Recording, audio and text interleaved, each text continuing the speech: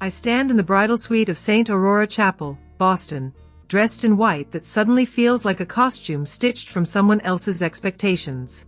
The mirror reflects a woman composed and elegant, her veil falling perfectly over her shoulders, her makeup flawless, her posture regal. But inside, something trembles. Outside the door, I hear the faint swell of organ music warming up. Guests are arriving. Laughter drifts through the hallway like champagne bubbles, light, celebratory, unaware. My phone rests silent on the vanity table. No messages from Caleb. No last-minute reassurance. Just silence. My mother stands near the window, adjusting the fall of my train with brisk efficiency. She is smiling too hard, her lips curved upward in a way that has nothing to do with joy. It's the smile she wears at charity galas, at fundraisers, at any event where appearances are currency. Today isn't about love to her. It's about alliance, security, status. This is the beginning of everything, she says softly, smoothing invisible wrinkles from my gown. Her eyes gleam, not with tears, but with calculation. A knock interrupts us. My best friend, Lila, slips inside. Her face is pale. At first, I think she's overwhelmed. Weddings do that to people. But her hand trembles as she holds out her phone. "You need to see this," she whispers. On the screen is a photo story posted minutes ago. Caleb Sterling, my fiancé, laughing over coffee at a private club downtown. Across from him sits Sloane Pierce. The same Sloane who has hovered at the edges of our relationship for years, smiling too sweetly, speaking too casually, as if she belonged in our private spaces. They look comfortable, intimate. His hand rests near hers on the table, close enough to promise something. The timestamp mocks me. Minutes ago. The room tilts slightly. The organ music continues down the hall, oblivious. My mother steps closer. "What is it?" she demands. I don't answer. I don't scream. Instead, something inside me grows unervingly still. I lift my skirt, gather the heavy fabric in my hands, and walk out. The drive to the private club feels unreal. My veil lies discarded in the back seat. The sky above Boston is gray, heavy with the threat of rain. I don't cry. Not yet. When I walk into the club lobby in my wedding gown, conversations halt mid-sentence. Heads turn. Gasps ripple through polished marble and crystal chandeliers. Caleb stands near the bar. For a split second, surprise flashes across his face. Then it smooths into something else. Something confident. "Darling," he says, stepping toward me as if this is a minor inconvenience. "You weren't supposed to see that." Not supposed to see that. Sloane watches from behind him, her expression unreadable. "Explain," I say. My voice doesn't shake. Caleb exhales, like I'm being unreasonable. "It's not what you think. It always begins that way." But the worst part isn't the cheating. It's the certainty in his eyes. The calm assumption that whatever this is, I will forgive it. That I have nowhere else to go. "You're overreacting," he continues, lowering his voice. "You've been trained better than this." The word hits harder than the betrayal. Trained. By your mother, he adds, almost amused. "You're not marrying me for love anyway. Let's not pretend." Each sentence presses against bruises I didn't know were visible. He isn't angry. He isn't apologetic. He is comfortable. Because in his mind, I will stay. I realize something terrifying in that moment. I have never been someone he feared losing. I have been someone he expected to remain, no matter what. The organ music at the chapel must be reaching its crescendo now. Guests seated. Flowers arranged. A future already assumed. My hands begin to tremble. So I do the only thing that makes them stop. "I'm not marrying you," I say. The words land quietly, but they echo. Caleb laughs once. "Don't be dramatic." "I'm not," I reply. "It's over." Silence falls between us. Real silence this time. Not the polite kind. Sloane shifts uncomfortably. A few club members pretend not to listen. You're making a mistake, Caleb says, his voice tightening. You think you can just walk away? Yes. For the first time, uncertainty flickers in his eyes. I turn before I can second-guess myself and walk out, the heavy doors closing behind me like the final note of a song I didn't choose. The rain begins as I step onto the street. By the time I reach home, I am soaked. The gown clings to my skin, no longer pristine, no longer symbolic, just fabric. The front door opens before I can reach for the handle. My mother stands there.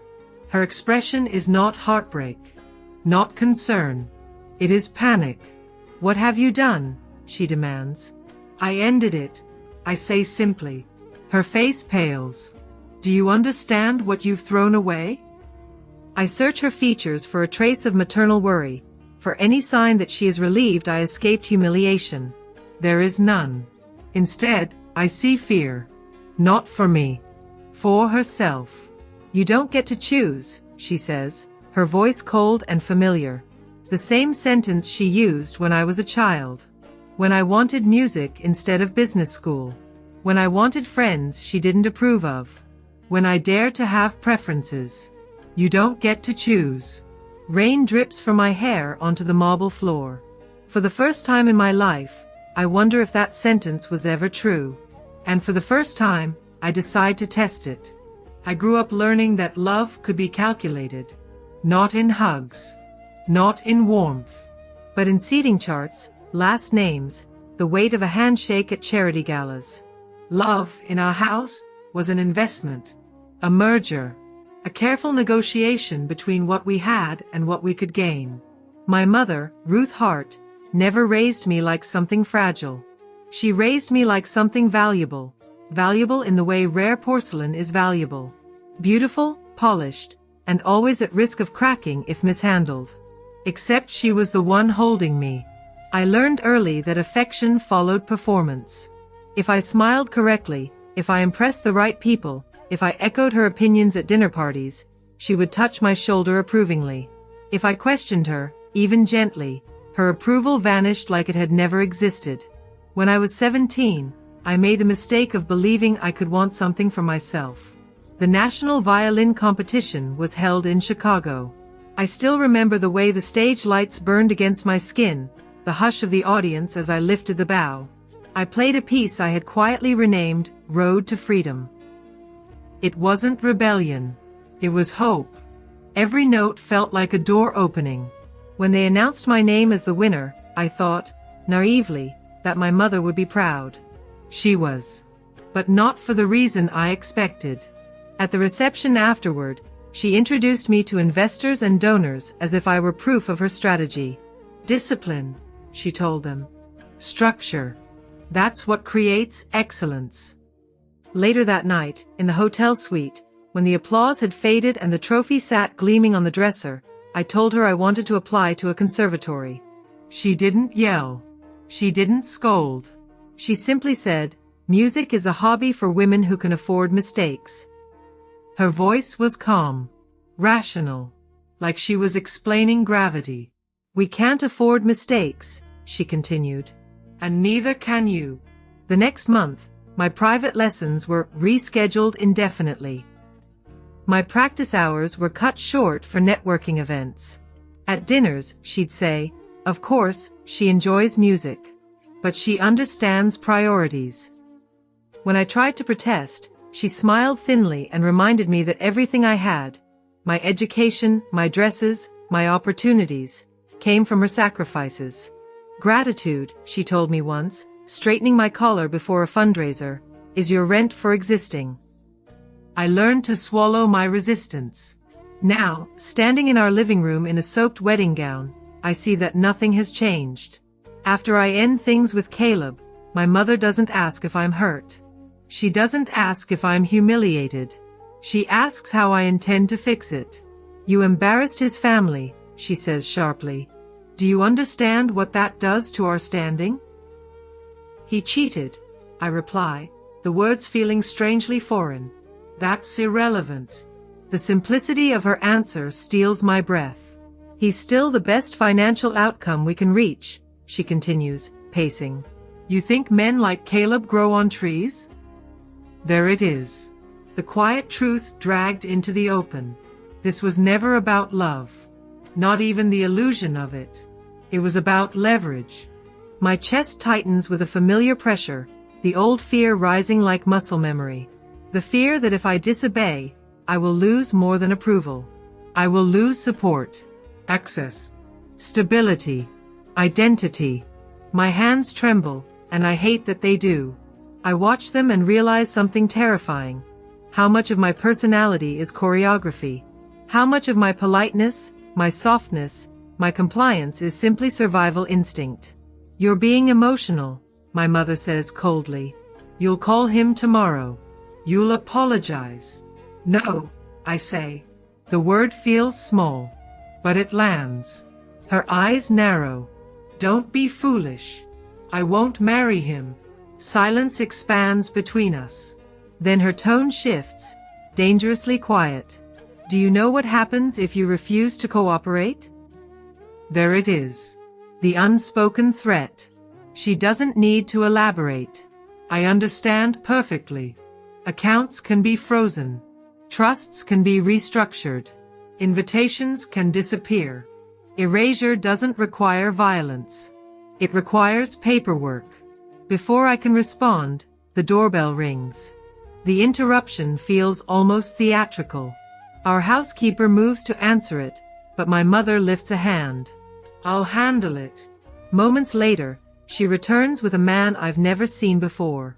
He is impeccably dressed in a charcoal suit, his posture precise without being stiff. Early 40s, perhaps.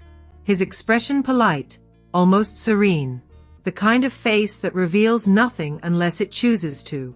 Good afternoon, he says, inclining his head slightly toward me. Miss Hart. I'm not receiving visitors, my mother says sharply. He offers a calm smile. I'm afraid this concerns your daughter. Something in his tone shifts the air in the room. He steps forward, placing a thick folder on the glass coffee table. My name is Gideon Voss, he says. I represent the Veil Group. The name lands softly, but it carries weight. Even my mother stills. The Veil Group is not merely wealthy. It is untouchable. Infrastructure. Energy. International holdings. A dynasty that doesn't attend charity galas. It owns the buildings. What does this have to do with my daughter? My mother asks carefully. Gideon's gaze moves to me. Direct. Assessing. Miss Hart recently became available. My spine stiffens, and Mr. Damien Vale has taken an interest. The room feels smaller. I don't understand, my mother says. Gideon opens the folder. Inside are documents, legal agreements, financial summaries, property transfers. Numbers so large they almost seem abstract. This is a proposal, he explains evenly. A marriage contract. Discreet. Strategic. Mutually beneficial. My mother's breath catches almost imperceptibly. I remain still. Why me? I ask. Gideon's eyes flicker with something that might be approval. Because Mr. Vale prefers someone who understands appearances. And resilience. The word lingers. This is absurd, my mother says quickly, though her voice lacks conviction. We don't even know this man. You know his portfolio, Gideon replies calmly. Silence. I look down at the documents. Properties placed in my name. Independent accounts. Conditions that would secure my financial autonomy beyond my mother's reach. It feels like oxygen entering a suffocating room. What's the catch? I ask. There is no romance implied, Gideon says. This is not a love match. Then what is it? He closes the folder slowly. Mr. Damien Vale requires a wife, he says. For what? My mother presses. Gideon's gaze holds mine. Survival. The word sends a strange chill through me. My mother studies the numbers again, calculation replacing indignation. This would elevate her, she murmurs. No, Gideon corrects gently. It would free her. The difference is everything. My pulse pounds in my ears. I don't know this man. I don't know Damien Vale. I don't know what survival means in this context. But I do know what staying here means. It means apologizing to a man who betrayed me. It means living within the tight boundaries of my mother's ambition.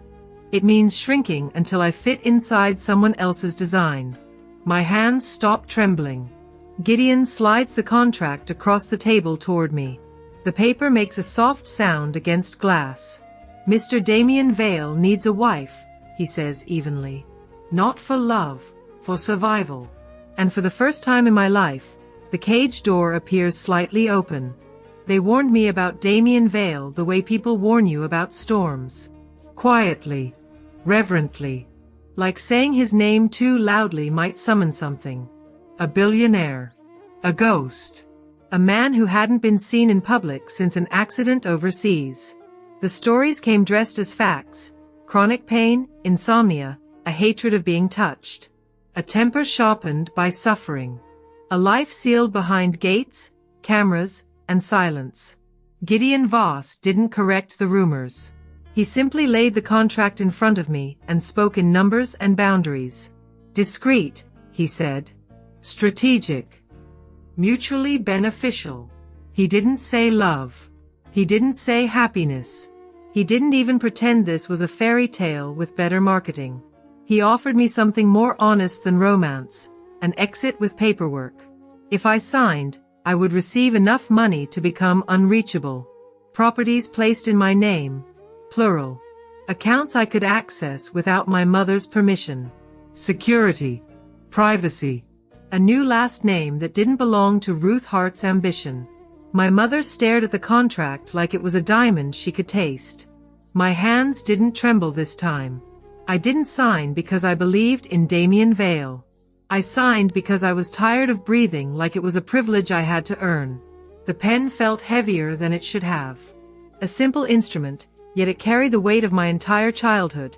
Every moment I'd swallowed my voice to avoid punishment. Every apology I'd offered to keep peace, every smile that had cost me something I couldn't name. When I finished, Gideon gathered the papers without celebration. Thank you, Mrs. Vale, he said smoothly, as if the title had always been mine. The words should have terrified me. Instead, they steadied something inside my chest. My mother didn't let the silence settle. She moved the moment Gideon left, the way predators move when they sense a window closing. This is not happening, she said. It already did, I replied. She stepped closer, eyes bright with something that wasn't concern. You're throwing away everything I built for you. No, I said, voice calm in a way that surprised even me. I'm taking myself back. Her mouth tightened. You don't have the right. I almost laughed. Right. As if my life had ever been about rights. My brother, Ethan, arrived that afternoon after she summoned him like reinforcement. He walked in with his jaw set, expensive watch flashing, hair perfect the way our family required, like imperfection was a moral failure. He took one look at my face, at the remnants of mascara from yesterday's ruined wedding, and his expression hardened into disgust. This is insane, he snapped. It's done, I said. He scoffed. You're marrying a man you've never met because you had a tantrum over Caleb? It wasn't a tantrum, I said. It was a boundary. Ethan rolled his eyes as if the word itself offended him. A boundary doesn't pay bills. A boundary doesn't protect you. Mom protects you. I stared at him. Mom controls me. You're dramatic, he said, stepping closer. You're scared. And you're making a stupid decision because you want to feel powerful for once. Let go, I warned, when he reached for my arm. He ignored me. His hand closed around my wrist. Pain shot up my forearm, sharp and familiar, the kind of pain that always came with a message. You don't get to refuse. My mother's voice rose behind him. Stop acting like a victim. You're embarrassing us. Embarrassing us. Not hurting me. The living room blurred at the edges as something old surged through my body.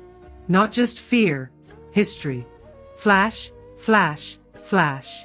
Me at 8, apologizing for spilling juice at a donor brunch, while my mother smiled and whispered threats through her teeth. Me at 12, standing in front of a mirror while she pinned my hair too tight, saying, "Pretty girls don't complain."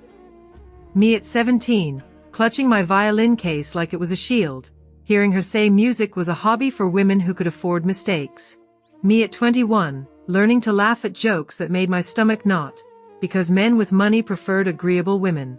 Broken film, spliced together by one lesson. Pain is the fee for belonging. Ethan's grip tightened. "You're coming to your senses," he said, and started pulling me toward the hallway, toward my old bedroom, toward the locked drawer where my mother kept my passport, toward the life she thought she still owned. My breath caught. My body reacted before my mind did, heart racing, shoulders tensing, throat closing like it had been trained to do. The urge to apologize clawed at my tongue, desperate to re-enter the familiar script. Then the front door opened. Not slammed. Not dramatic. Just a smooth, controlled movement, like someone had entered a space they already possessed. The air changed. The sound of footsteps followed. Multiple, measured, almost silent. Not the heavy tread of anger, but the efficient rhythm of people paid to be invisible. Ethan paused mid-step. My mother straightened instinctively, her entire posture shifting into performance mode. A man rolled into view. A wheelchair, sleek and expensive, moved with quiet precision. The man in it looked like he hadn't slept in weeks. His face was pale, the skin stretched slightly tight over sharp cheekbones. He wore dark clothing that looked tailored rather than chosen.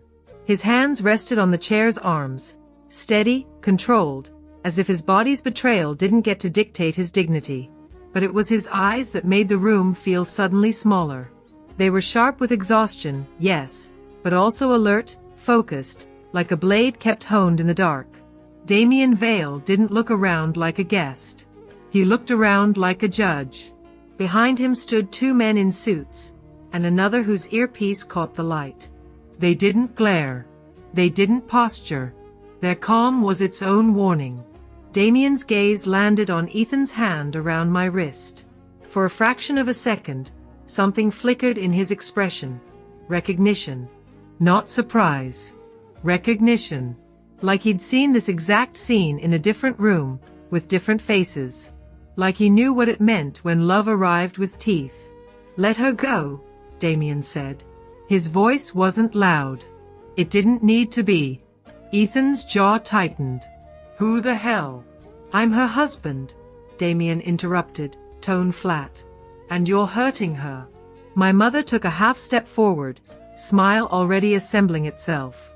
"Mr. Vale, this is a family misunderstanding." Damien didn't look at her. He looked at Ethan. "Touch my wife again," he said, "and you'll learn what consequences feel like." The room went so quiet I could hear my own pulse. Ethan's fingers loosened, slowly, reluctantly, like letting go cost him pride. When my wrist came free, I pulled it close to my body, rubbing the ache with my thumb. My skin throbbed where his grip had been, but something else throbbed too, a strange, unfamiliar relief. Damien watched me for a brief moment, not with possession, not with pity. With assessment. With something that felt unsettlingly close to understanding. Then he spoke again, still calm. "My security will escort you out." My mother's eyes widened. "Excuse me." "This is my residence now," Damien said, still not raising his voice. "And she is leaving with me." My mother's smile cracked. "She is my daughter." Damien's gaze slid to her finally, cold and unwavering. "Then you should have treated her like one." The words landed like a slap, but delivered with surgical precision. My mother's mouth opened, then closed. For the first time I could remember, she had nothing ready. No donor-friendly phrasing. No manipulation polished into elegance. Just raw, exposed panic, like a person watching a door slam shut on the future she'd been counting.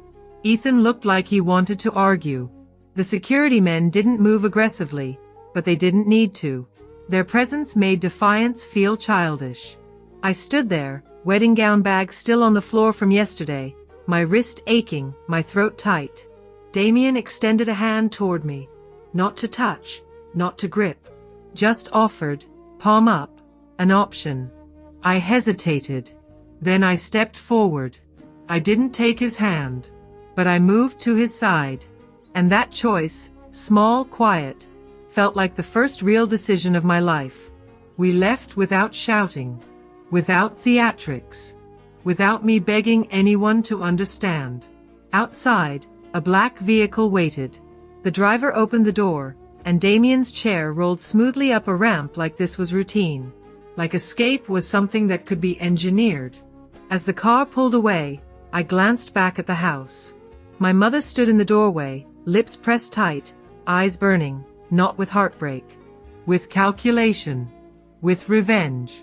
The realization chilled me, but it didn't stop me.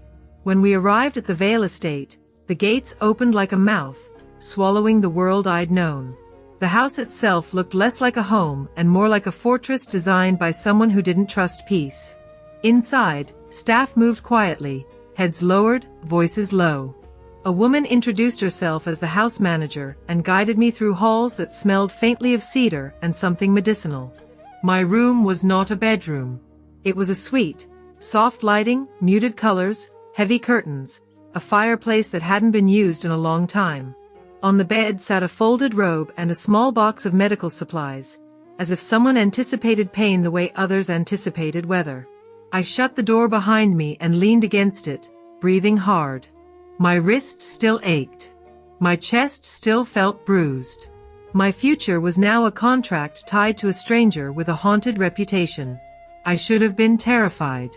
Instead, my shoulders lowered. My breath deepened, slow and full, like my lungs were finally realizing they didn't have to ask permission. That was the scariest part. Not marrying a stranger. Not the rumors. Not the wealth. The scariest part was how safe I felt. I crossed the room and sat on the edge of the bed, staring at the quiet space like it might vanish if I blinked. No one was yelling. No one was demanding. No one was grabbing my wrist. In the silence, I realized something that made my stomach twist and my eyes burn. I had been caged for so long, I'd started calling the bars family.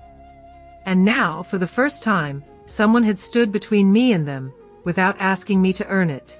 Somewhere down the hall, I heard the soft hum of a wheelchair moving, then stopping. A pause. Then nothing. I lay back on the bed, fully clothed, staring at the ceiling. My new name felt heavy, but my old one had been a leash. And tonight, for the first time, the house around me didn't feel like a prison. It felt like shelter. Living in Damien's estate in Newport feels like stepping into a world that runs on silence. Not the suffocating silence of punishment. Not the tense quiet before an argument. This silence is deliberate. Controlled. Like the house itself has agreed not to intrude. The staff moves with practiced discretion. Doors close gently. Footsteps are measured. No one asks personal questions. No one lingers in doorways pretending curiosity is concern. There are no raised voices echoing through hallways. No forced smiles demanded for donors or cameras. No schedule pinned to a board dictating who I must impress before dinner. For the first time in my life, my face belongs to me. Damien is complicated. He doesn't ease into conversations. He cuts through them. His words are precise, occasionally brutal. If he thinks something is inefficient, he says so.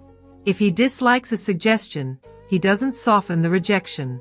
At first, I mistake it for cruelty. But cruelty performs. It seeks reaction. Damien's bluntness doesn't hunger for effect. It functions like armor, thick, polished, necessary. On the second night after I move in, he asks me to sit across from him in his private study. The room smells faintly of leather and antiseptic. Files are stacked neatly on a wide oak desk. The windows overlook the dark Atlantic, waves rolling under a moon that doesn't ask permission to shine. We should clarify expectations, he says without preamble. I nod. This marriage is legal, he continues. Strategic. Discreet. You will have independence. Financial autonomy. Protection. Protection. The word lands differently coming from him. But emotionally, he adds, gaze steady, we remain separate. I hold his eyes. Understood. I don't need saving, he says. And you shouldn't confuse protection with affection. His tone isn't harsh. It's careful. Like he's warning me about stepping into deep water. I won't, I reply. He studies me as if searching for a lie.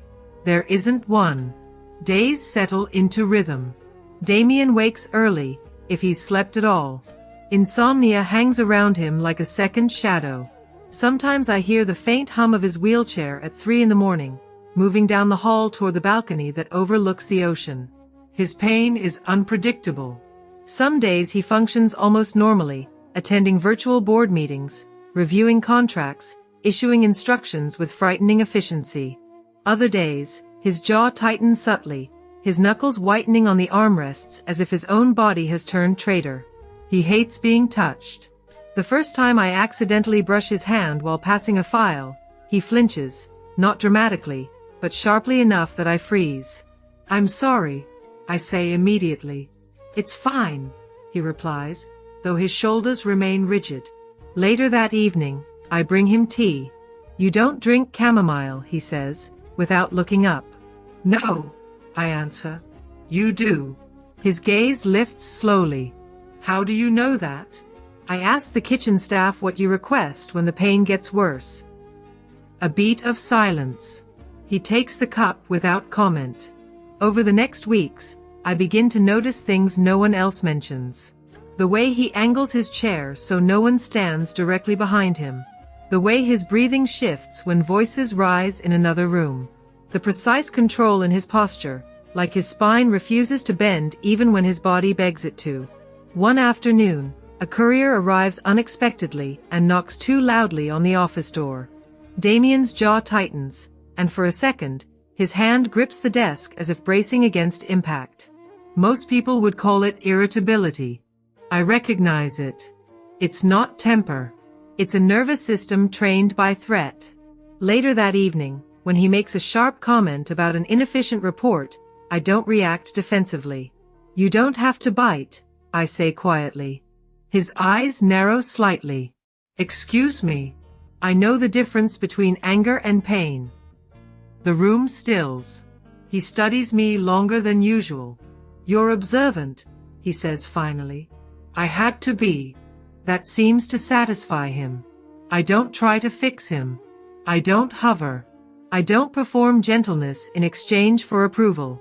Instead, I choose small, practical kindnesses. When his pain spikes during a long meeting, I ask Gideon to purchase a wooden mechanical puzzle I once saw in a specialty shop. Intricate, layered, complex enough to demand full focus. I leave it on his desk without ceremony. He eyes it suspiciously. What is this? A distraction, I say.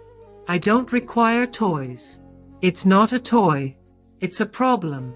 He arches a brow.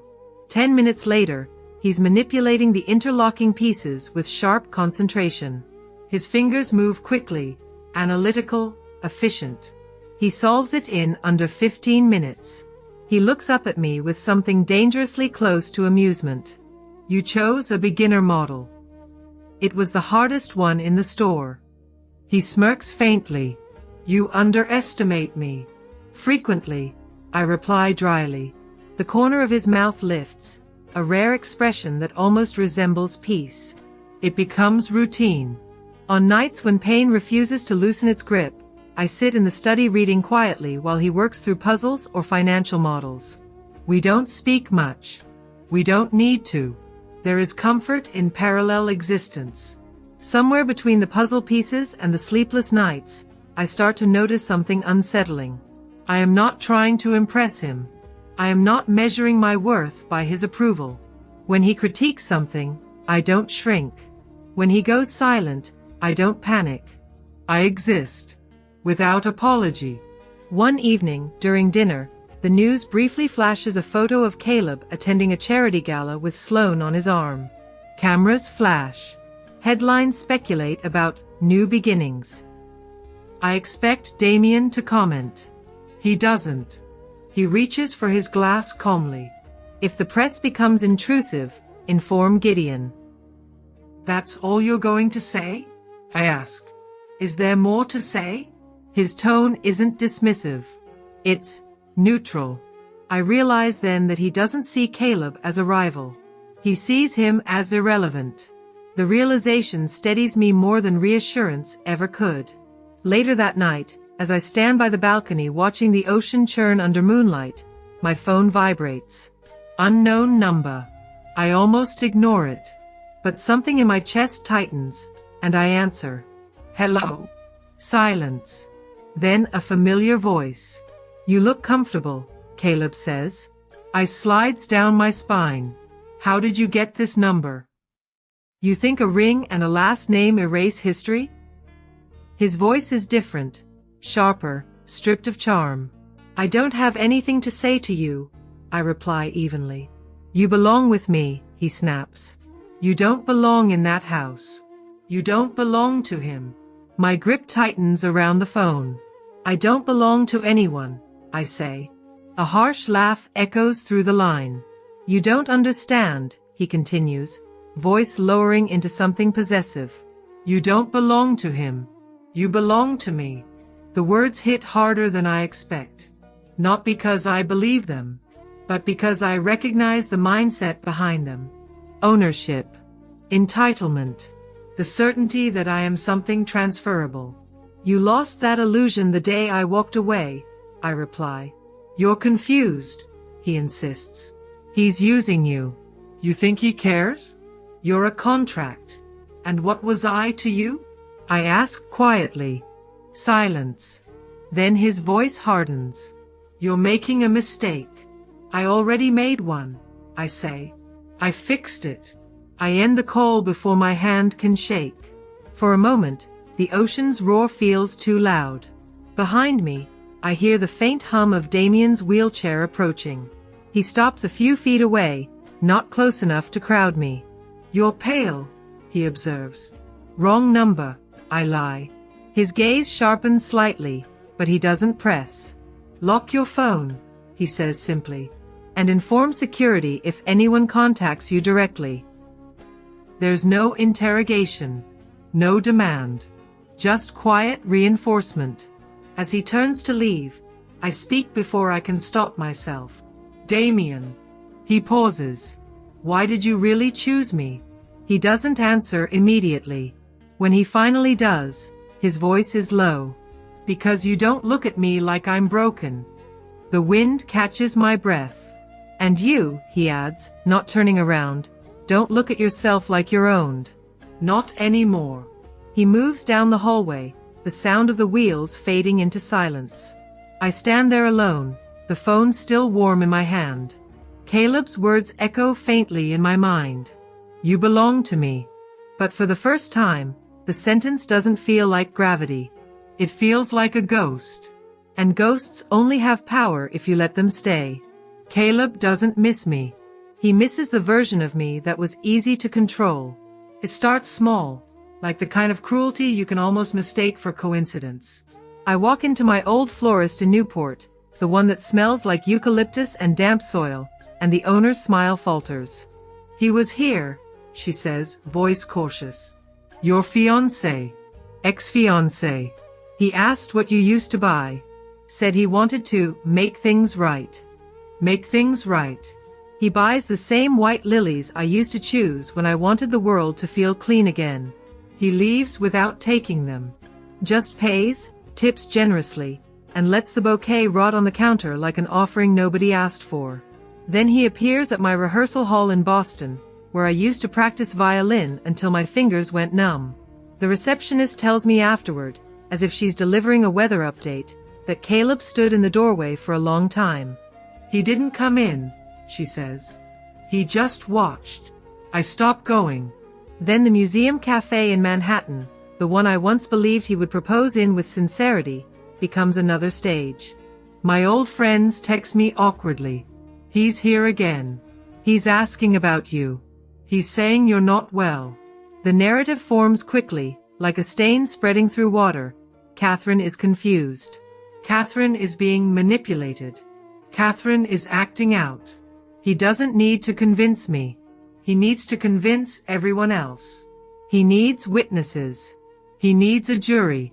Because if he can make the world believe I left because I'm unstable, then he never has to admit I left because he was cruel. When Gideon tells Damien, Damien's face doesn't change. But his hand tightens on the armrest. Do you want me to end it? Gideon asks, tone politely lethal. Damien doesn't answer right away. His gaze flicks to me, not asking permission, but checking temperature. I feel something sharp in my ribcage. Old instincts. Avoid conflict. Smooth it over. Make peace at your own expense. My mouth opens and the survival version of me almost speaks. Then I swallow it. No, I say. My voice surprises even me. Not yet. Damien's eyes narrow, not in disapproval, more like interest. Why? He asks. Because he wants me to panic, I reply. He wants me to look like the story he's telling. Damien studies me for a long moment. Then he nods once. Fine, he says. But you don't go anywhere alone. So I don't. Still, Caleb finds ways to reach me. If not through proximity, then through poison. In the span of a week, I hear the same words repeated by people who used to smile warmly at me. He said Damien is dangerous. He said Damien is a monster. He said you're being used. And then, with a cruelty sharpened into intimacy, he called him a cripple. It's not concern. It's a tactic. Caleb wants me to associate my new safety with shame. He wants to rot it from the inside. At first, I try to treat it like noise. But there is a particular kind of psychological warfare that doesn't attack your mind directly. It attacks your reflection. It uses other people's mouths to echo doubt until you begin to wonder if you're the only one who sees the truth. The breaking moment comes at a charity auction in Manhattan. A ballroom filled with expensive perfume and even more expensive boredom. Crystal chandeliers scatter light over tuxedos and gowns like a staged snowfall. Cameras hover at the edges, hungry for reputations to chew. Damien arrives quietly, not announced, not paraded. Security moves like shadows. Gideon slips ahead, clearing pathways without making a scene. Damien's presence changes the air anyway. Not because he's loud, but because power doesn't need to raise its voice. We sit near the front. I keep my posture calm, my hands still. I've learned that stillness is armor in rooms like this. Then I feel it, a shift, a disturbance in the social fabric. People start turning their heads. Caleb Sterling has arrived. He looks immaculate, like he's dressed for a magazine cover rather than a fundraiser. Beside him, Sloane Pierce smiles with teeth too perfect to be sincere. She wears a black dress that looks poured onto her body, and her eyes flick to me like she's assessing merchandise. Caleb's gaze meets mine across the room.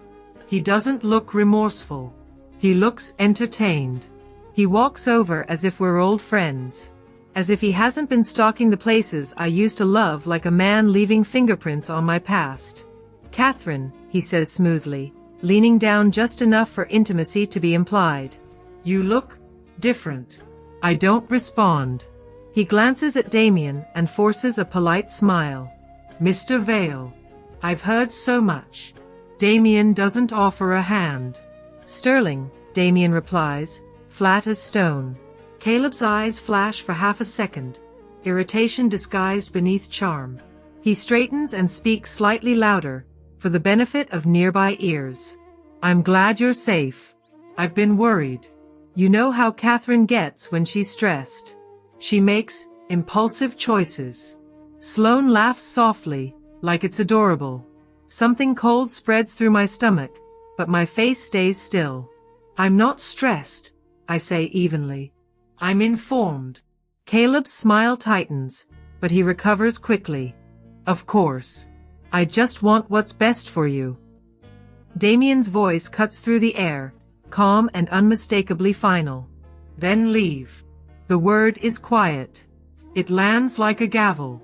Caleb's eyes narrow. He takes one step back, then offers a charming nod, as if he's exiting because he chooses to. Enjoy the evening, he says. To me softly. We'll talk. He walks away with Sloane clinging to his arm, performing victory. The auction continues.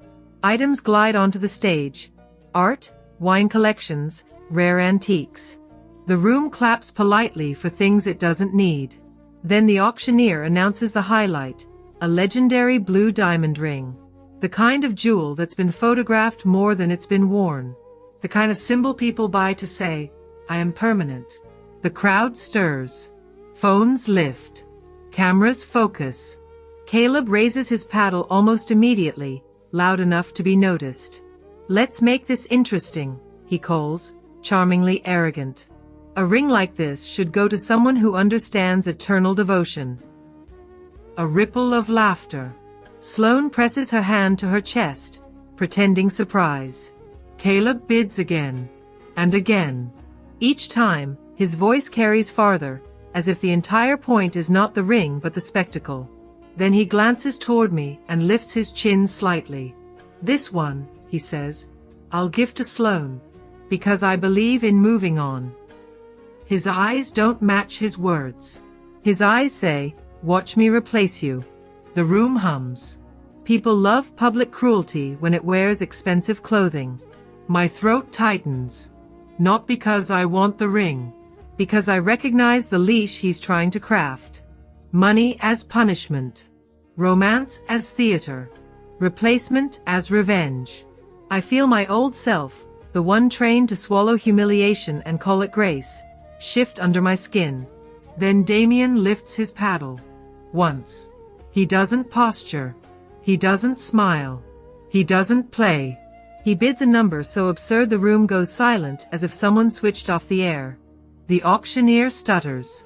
The crowd blinks. Caleb's face changes, just briefly, before he forces a laugh. That's generous. Damien's gaze doesn't move. Final, Damien says. No one challenges it.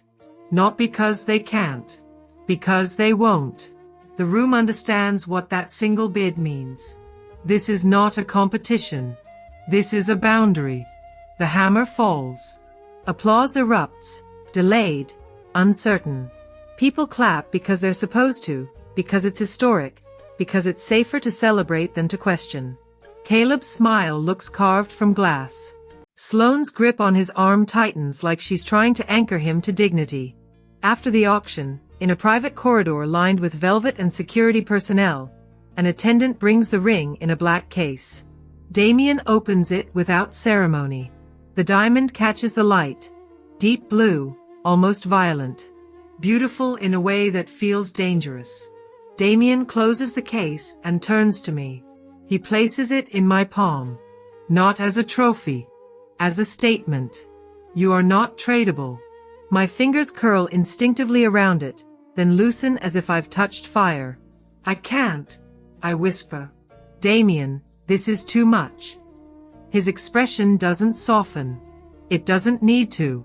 It simply holds steady. It's a ring, he says. It's not just a ring, I argue, voice tightening. It's a headline. It's a line, he corrects. And he crossed it. I swallow. My chest feels tight, like air has turned thick. I'm not worth this, I say before I can stop myself. The sentence tastes familiar. Old. Inherited. Damien's eyes sharpen. He leans forward slightly, not close enough to invade, just enough to make sure I can't dodge the moment. That sentence, he says quietly. Who taught you to say that about yourself? My breath catches. My mother's voice rises instantly in my head, cool, surgical. Gratitude is your rent. Don't embarrass us. You should be thankful anyone wants you. I stare at the ring until the blue blur becomes water. I don't know, I lie. Damien doesn't press, but his gaze doesn't move away either. That's when I understand the real war. Caleb is only the loud enemy. The quieter one lives inside me and speaks with my mother's mouth. We leave the auction through a side entrance. The city air is cold and metallic. Cameras flash outside the barricades, hungry for drama. Security creates a corridor of silence through noise. As we approach the waiting car, I sense movement from the shadows. A hand catches my elbow. My body reacts before my mind, stiffening, flinching, the old instinct to apologize. Then I see him. Caleb. His face is too close, eyes burning with something that isn't love. His grip is firm, possessive, like he's trying to reassert physics. Look at you, he hisses, voice low enough to sound intimate. Playing billionaire dress-up. Let go, I say, the word steady even if my pulse isn't. He laughs under his breath. You think he bought you a ring because he cares? You think you're special? His gaze flicks to Damien's car, then back to me. And then he leans in, mouth near my ear, and delivers the secret like a blade meant to slip between ribs. Damien's dying, Caleb whispers. He married you to waste his last months. My stomach drops. For a second, the world tilts, streetlights blurring, sound hollowing out.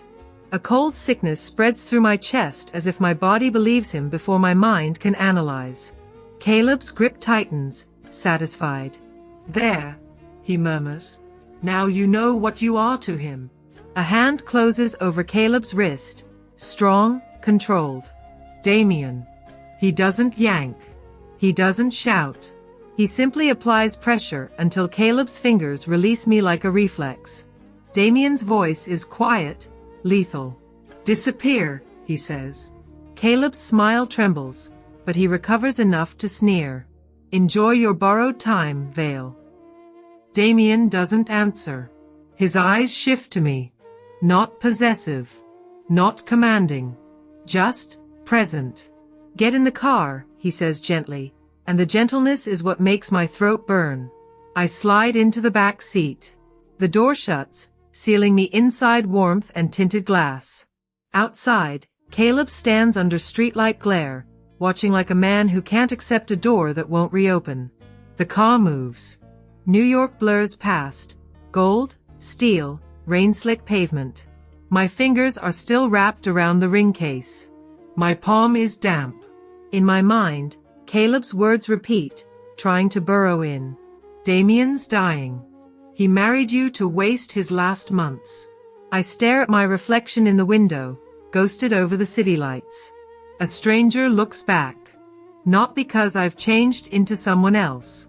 Because the man who lost me has become a stranger in my mirror. And the fear isn't that Caleb might be right. The fear is what I'll do if he is. I don't wait until morning. The moment we return from Manhattan, I follow Damien into his study before he can retreat behind silence. Is it true? I ask. He doesn't pretend not to understand. The door closes softly behind me. The ocean beyond the windows is black and endless, the tide rising like a held breath.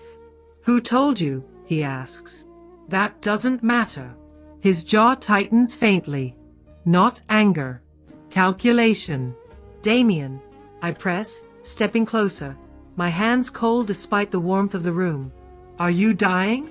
The word hangs between us, sharp and ugly. He holds my gaze for a long moment. In that pause, I realize something unsettling.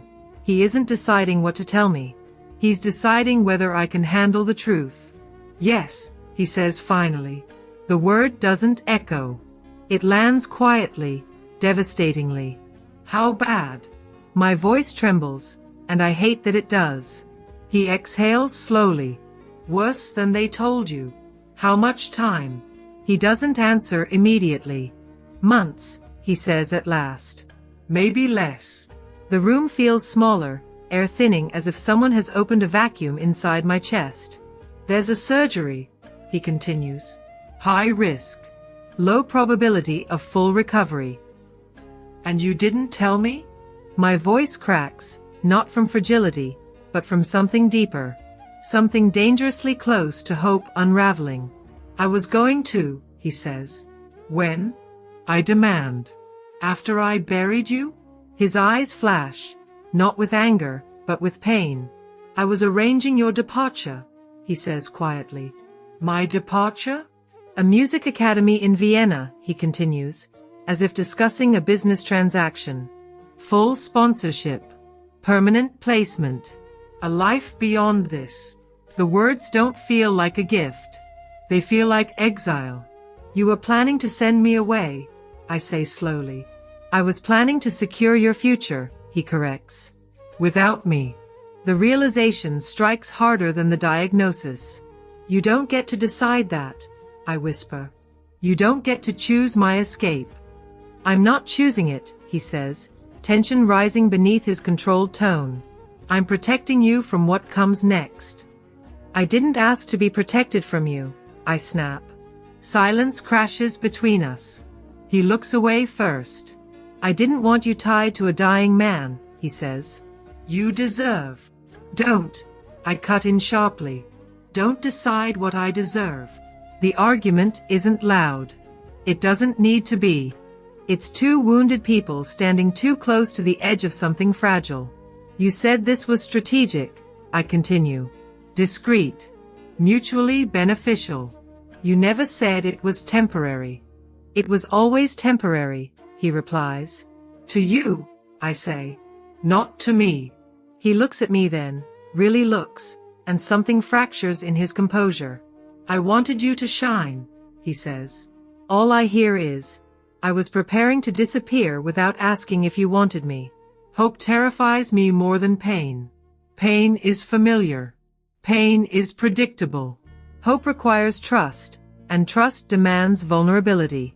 You don't get to let me go without my consent, I say, softer now. That's not love. That's control wearing a noble mask. The words hang between us, heavy and honest. For a moment, neither of us speaks. Then the house phone rings. Gideon's voice is urgent. There's been a security breach. Everything after that unfolds too fast. I was supposed to meet an old conservatory contact that afternoon. Damien had insisted on increased security, but I'd pushed back. I didn't want to live like prey. That was my mistake. The car swerves before I understand what's happening. The driver curses.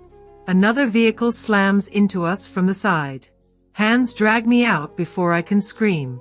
The air smells like gasoline and salt. We're on a cliffside road outside Newport. Isolated, sharp curves cutting through rock and ocean spray. Teach her a lesson, one of them mutters. I don't fight at first. Shock steals the air from my lungs. Then I see the edge. The drop is violent. Black waves below crashing against jagged stone. They don't need to push me far. Wait, I start, but one of them shoves me forward, my heels skidding dangerously close to the edge. In the distance, I hear the sound of an engine approaching too fast. Headlights cut through the dark. Damien. He wasn't supposed to come himself. He wasn't supposed to risk this. The vehicle screeches to a halt. Security spills out, chaos erupting in controlled violence. Damien doesn't wait for them. He rolls himself forward on the uneven ground, reckless and furious in a way I've never seen. Catherine, he calls. One of the men lunges again. Damien reaches me first. His hand grabs my arm, firm, steady, and pulls me backward just as gravel crumbles beneath my feet. The world tilts. For a second, I'm weightless. Then I'm on the ground, Damien's arm around me, his body shielding mine. A gunshot cracks through the air. Shouting. Sirens in the distance. Then Damien's grip loosens. I turn. There's blood. Not dramatic. Not cinematic. Just red seeping into dark fabric. Stay with me, I say, pressing my hands against his chest as if I can physically hold life inside him. His breathing is shallow. You weren't supposed to be here, I whisper. He almost smiles. I don't let go that easily, he murmurs. Then his eyes roll back. Everything becomes sirens and flashing lights. Hospital corridors blur. Machines beep in sterile rhythm. I sit beside his bed, fingers intertwined carefully with his, mindful of his hatred of touch, but unwilling to let go. Hours pass. Doctors speak in percentages and probabilities. Gideon stands nearby, silent but steady. Then he clears his throat. "There's something you should know," he says quietly. I look up, exhausted. "Years ago," Gideon continues, "during a construction site collapse overseas, you were there." The memory hits faintly. Dust, screams, concrete giving way. I had been traveling with a philanthropic delegation, barely out of university. I'd fallen. Something had struck my head. I remember strong arms pulling me free. I never saw his face clearly. Caleb had been there too. Later, he told me he had carried me out. He let me believe it. "It was Damien," Gideon says. "My breath leaves my body." "He never told you because he didn't want you to feel obligated," Gideon continues. "He asked us not to mention it. He said, if you ever chose him, he wanted it to be free." Free. The word breaks something inside me. He loved me long before I knew his name. Quietly. Without demand. Without claiming ownership. I look at Damien, pale, unconscious, fighting a body that has betrayed him more than once. He never tried to use that history to bind me. Caleb had taken credit for the rescue. Built intimacy on a lie. Damien had buried it.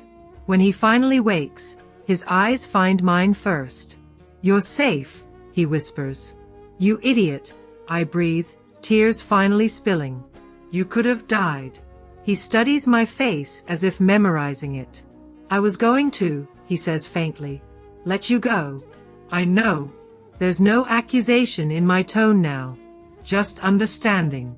Before his surgery, scheduled sooner now because the collapse aggravated everything, Gideon hands me an envelope. "Mr. Vale instructed me to give this to you if the procedure becomes necessary," he says quietly. My fingers tremble as I open it. Inside is a signed divorce agreement. No penalties. No conditions. Immediate transfer of full financial independence. A note in Damien's handwriting rests on top. "If I don't make it, you are free. Don't stay out of guilt." Live. The words blur. He was preparing to let me go. Not because he didn't care. Because he did. And suddenly I understand something terrifying and beautiful at once. Sometimes love doesn't look like holding on. Sometimes it looks like opening the door and stepping aside. I sit alone in the hospital waiting room with the divorce papers spread across my lap. The fluorescent lights hum overhead. The scent of antiseptic lingers in the air. Somewhere down the corridor, machines beep in steady, indifferent rhythms. Life and death reduced to sound. The envelope Gideon handed me feels heavier than the ring ever did. "If I don't make it, you are free. Don't stay out of guilt." Live. I read the sentence again and again until the ink feels carved into my skin. For most of my life, I believed freedom meant isolation. It meant cutting ties before someone could use them to pull me back. It meant leaving before I could be abandoned. Every person who claimed to love me had eventually attached conditions to it. Obedience, gratitude, compliance. Love had always come with a bill. Damien's version doesn't. He never said, "After everything I did for you, you owe me." He never said, "I saved you, so stay." He prepared to let me go. And that changes everything. Because if someone is willing to lose you rather than trap you, that isn't possession. That's love. The surgery doors remain closed for hours. Gideon sits nearby, composed but tense in the subtle ways only someone who knows Damien well could recognize. The staff move quietly around us. Time stretches thin. Then I see her. My mother. She walks into the waiting room dressed in soft gray, her expression carefully constructed into concern. She pauses when she sees me, as if calculating which version of herself will work best today. "Catherine," she says gently, approaching. "I came as soon as I heard." I study her face. This is not the woman who grabbed my wrist. Not the one who called me ungrateful. This is the polished version. The sympathetic mother. I'm so sorry you're going through this, she continues, sitting beside me. It must be terrifying. It is, I reply. She places her hand over mine. I don't pull away, but I don't lean in either. You don't have to stay, she says softly. You signed a contract. If he doesn't survive, you'll be alone in that house. Alone in that world. Alone. The word is bait. You could come home, she adds. Home.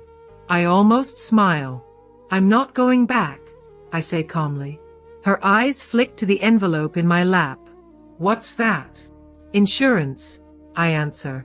She watches me carefully. You don't owe him your life. I know, I say. And I do. That's the difference. Before she can respond, another figure appears at the far end of the hallway. Caleb. He looks different now. Less polished. Less composed. Something in him has cracked. He stops a few feet away, as if uncertain how close he's allowed to stand. This is ridiculous, he says quietly, glancing toward the surgery doors. You don't even know if this marriage is real. It's real enough, I reply. He manipulated you, Caleb insists. He married you to feel like a hero before he dies. The words don't pierce the way they once would have. You don't understand him, I say. And you do. Caleb snaps. You think he loves you? He needed a distraction. A legacy. I stand slowly. For once, I don't feel the need to defend myself with explanation. I don't feel the urge to justify my choices. My mother watches, silent now. Caleb waits for me to react. But something inside me has shifted. I'm not available for your story anymore, I say. The words are steady. Mine. Caleb blinks. What does that mean? It means you don't get to narrate my life, I continue. You don't get to rewrite my choices into mistakes just because you lost control. His jaw tightens.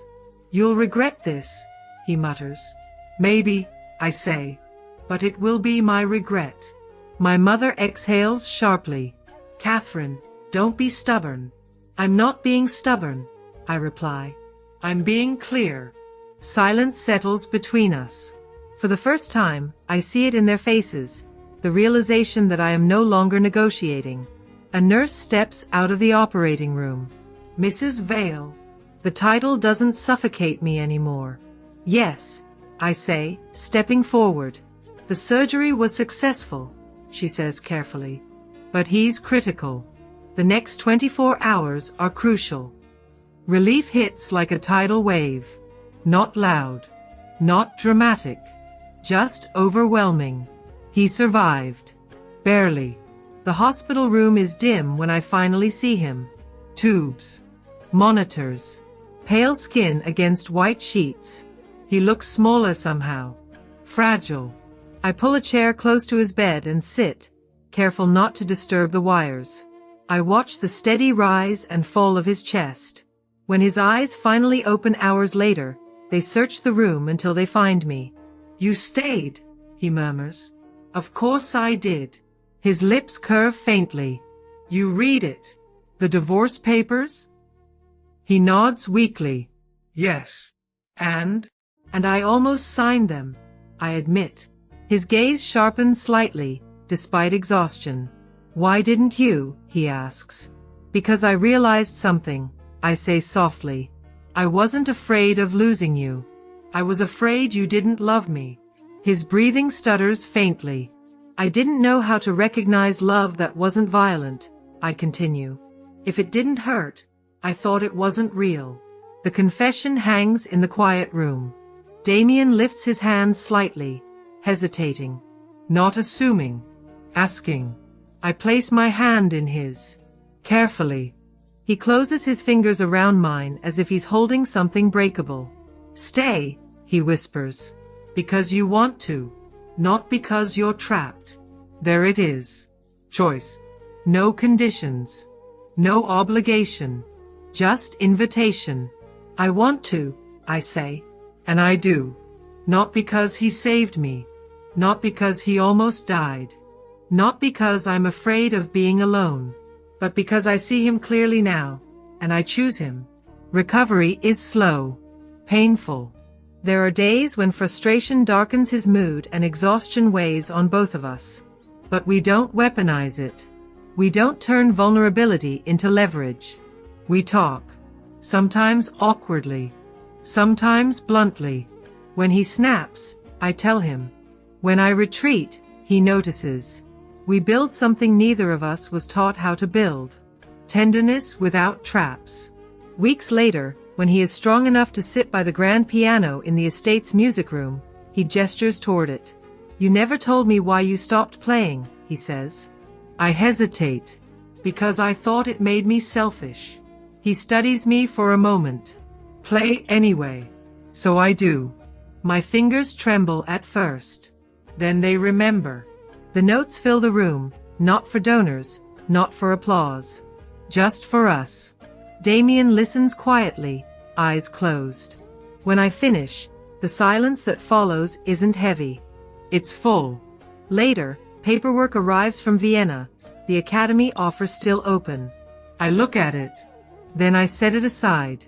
"I'm not running," I tell Damien. "You don't have to," he replies. I enroll instead in a conservatory nearby. I perform at small venues first, then larger ones.